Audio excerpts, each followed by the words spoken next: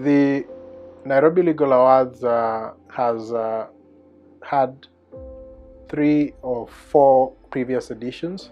This year's edition, we are calling it the Phoenix edition, which signifies the rising from the ashes, as per the popular story of the phoenix rising from the ashes. It's a theme that was developed to take cognizance of the challenges that the advocates had faced in their practice as arising from the restrictions that were imposed by the COVID pandemic, the business shutting down, the shrinking of advocates' businesses.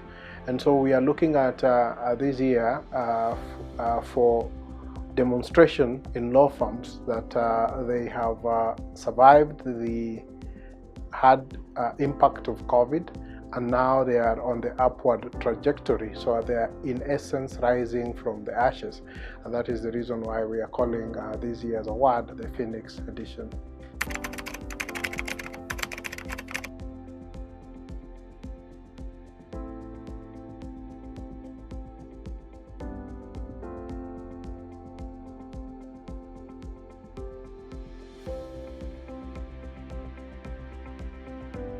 So the Nairobi Legal Awards process is actually quite rigorous.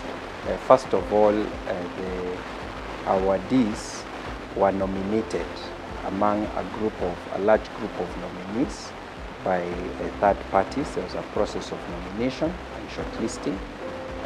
They were requested to provide quite a bit of detailed information through questionnaires, CVs or firm profiles that were reviewed.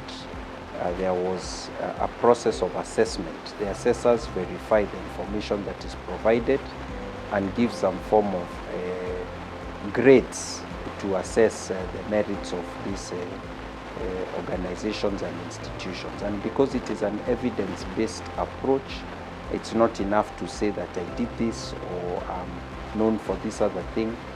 The assessors need to see the evidence. And then after the assessment process, there's a process of ensuring quality control, and that is done by the jury.